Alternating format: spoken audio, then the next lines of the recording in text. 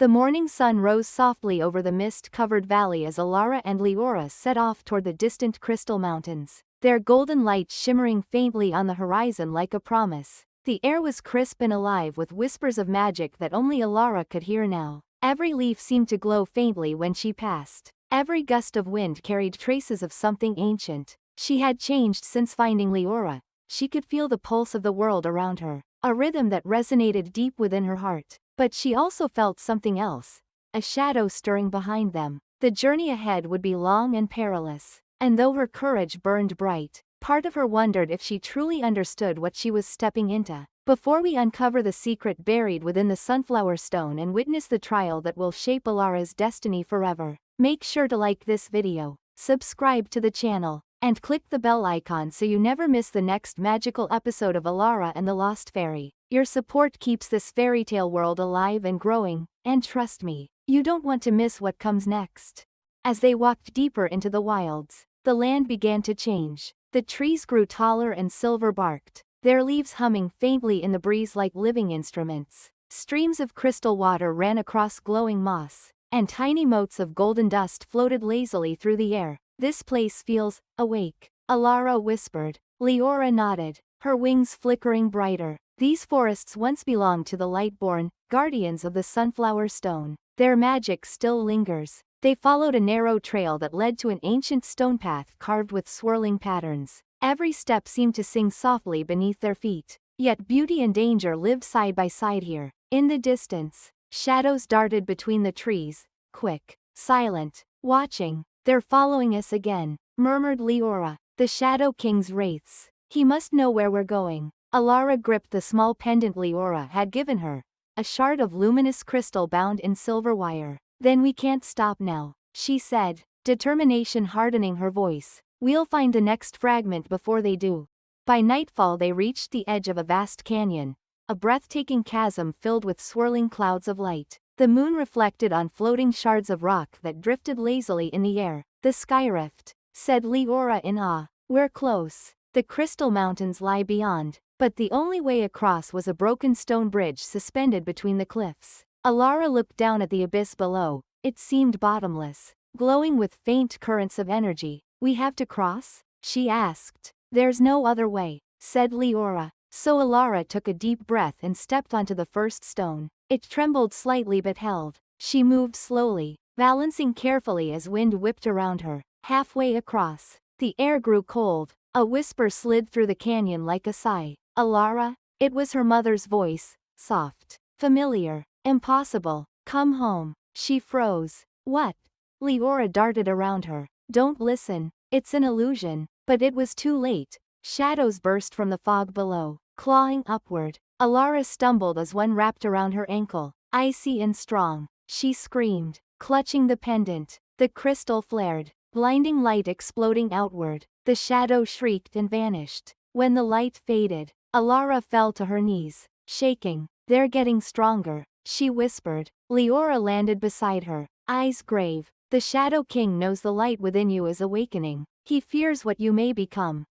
They made it across just as dawn broke over the peaks. The crystal mountains glistened in the distance like towers of glass, each one reflecting rainbows across the sky. As they climbed, the air shimmered with ancient energy. They passed ruins half buried in snow, statues of winged beings and murals depicting battles between light and shadow. "The Starborn once lived here," Liora explained. "This was their last fortress before the fall." Elara touched a cracked carving of a fairy queen holding a glowing stone. "The sunflower stone," she murmured. "She looks like you." Liora smiled faintly. "She was my ancestor, Queen Seraphiel, guardian of the light." When the stone shattered, she vanished with it. A chill swept over them as the wind shifted. "And now," Liora added quietly, "the Shadow King hunts for what remains." They entered a vast cavern glowing with blue crystal veins that hummed softly. In the center stood a pedestal covered in dust. On it rested a small golden petal, the second fragment of the sunflower stone.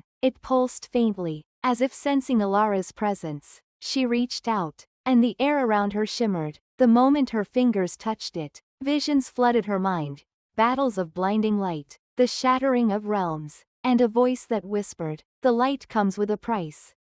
When the vision faded, Elara found herself trembling. I saw everything, she said quietly. The Shadow King wasn't always darkness. He was one of the Starborn. Leora's eyes widened. That cannot be. It's true, Elara said. He was cast out for trying to control the stone's power. He wanted to bind light to his will. The fairy fell silent. Then the darkness began with our own kin.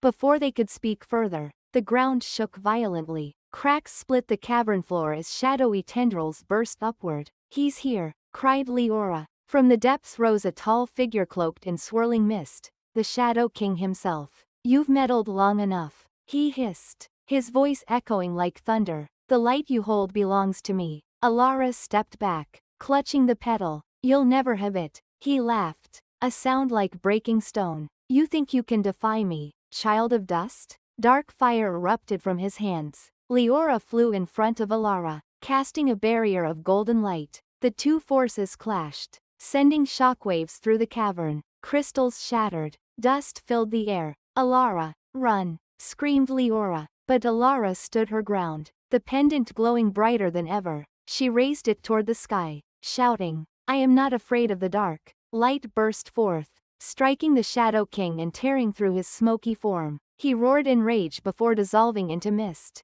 Silence fell. The cavern lay in ruins, glowing faintly with fading embers. Liora fluttered weakly onto Elara's shoulder. You drove him back, but only for now. Elara gazed at the golden petal floating before her. It pulsed once, then sank into her chest, merging with the first fragment. A soft glow surrounded her, illuminating her face. What's happening? She gasped. The stone recognizes you, Liora said softly. With every fragment, its power returns, and so does yours. Mine? Elara frowned. I'm just human. Liora shook her head. Not entirely. The sunflower chose you for a reason. There's Starborn blood in your veins, a legacy long forgotten. Elara staggered back. That's impossible. Your grandmother, Liora whispered, was one of us. Memories flickered through Elara's mind. Her grandmother's strange lullabies, the way the stars seemed to answer her humming. It all made sense now. She wasn't ordinary. She was the bridge between light and earth.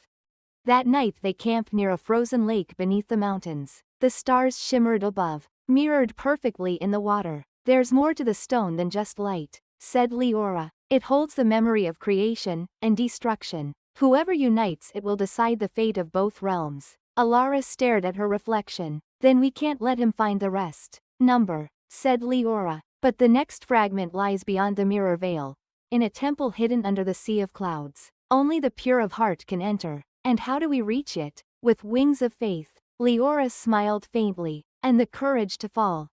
Their journey took them through icy passes and ancient trails where voices of the past echoed faintly. At dawn, they reached a cliff overlooking a sea of mist that stretched endlessly below. This is the mirror veil, said Liora. Look closely. Elara peered down, and saw not mist, but clouds that shimmered like silver glass. We have to jump? She asked incredulously. The light will catch you, Liora said. Elara closed her eyes, took a deep breath, and stepped off the edge. Wind rushed around her, cold and wild. For a heartbeat she thought she would fall forever. Then golden wings burst from her back, glowing and translucent. She gasped, soaring upward with laughter and tears. Liora flew beside her, her light blazing proudly. You've awakened, the fairy cried. The light within you is real. Together they glided through the clouds until a vast temple emerged ahead, its towers of marble floating above the sky, surrounded by waterfalls that poured into nothingness.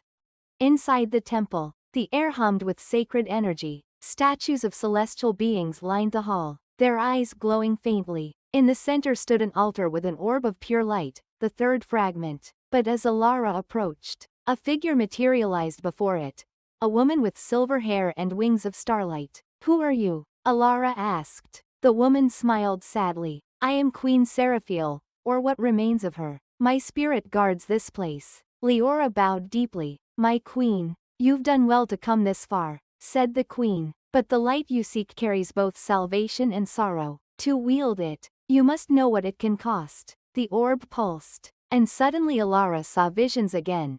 Her village consumed by darkness, her friends fading into shadow, her own reflection standing beside the Shadow King. No, she cried. The vision faded, leaving her trembling. That was not a prophecy, said Seraphiel gently. It is a choice. Light and shadow dwell in every heart. What you nurture becomes your truth. Elara looked down at her glowing hands. Then I'll choose light. Always. The queen smiled faintly. Then take what is yours.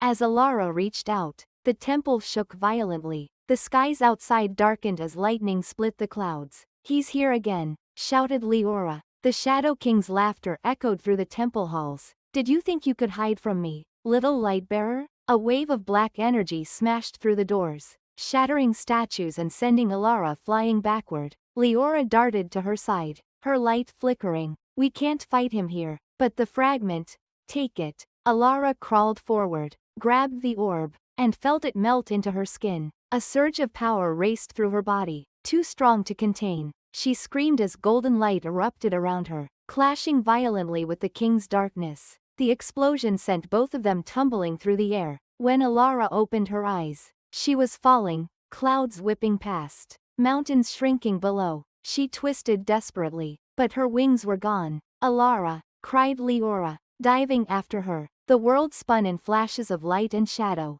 Somewhere above, the Shadow King's voice thundered. You cannot escape fate. The light will consume you as it consumed me. Alara's pendant shattered, pieces scattering into the wind. Everything went white. When the light faded, she found herself lying on soft grass beside a shimmering lake under an unfamiliar sky. Liora hovered weakly nearby, her glow dim. We survived, she whispered. Elara sat up, dizzy. Where are we? A gentle voice answered from behind them. Welcome, child of light, to the realm between. Elara turned, and saw a young boy about her age, with eyes like galaxies and a faint glow in his hands. Who are you? She asked. The boy smiled. My name is Kale, and I've been waiting for you. Elara exchanged a confused glance with Liora. Waiting for me? Kale nodded slowly. You carry the fragments, don't you? Then the time has come for the truth to be revealed, about the stone, the Shadow King, and the bond that ties your fates together. He extended his hand toward her, light swirling around his fingers. But to hear it, you must step through the veil, and leave behind everything you think you know. Elara hesitated, torn between fear and curiosity. Liora whispered, Elara, something about him feels familiar. Kale smiled faintly. It should. The light within me was once part of yours. Before she could ask what he meant, the ground rippled like water. A portal of blinding gold opened beneath them, and wind roared as the world began to dissolve. Elara reached out for Liora's hand, shouting, Hold on, but the fairy was already being pulled away. Kale's voice echoed through the light. The secret of the sunflower stone is only the beginning. And as everything turned to gold and silence, Alara's final thought before darkness claimed her was that she was no longer just searching for fragments. She was becoming one. The light and shadow were no longer enemies. They were part of the same truth, and she was standing right between them. The world faded into brilliance, leaving only the faint sound of distant wings and a promise whispered in the wind. To be continued in episode 3. The Realm Between Worlds.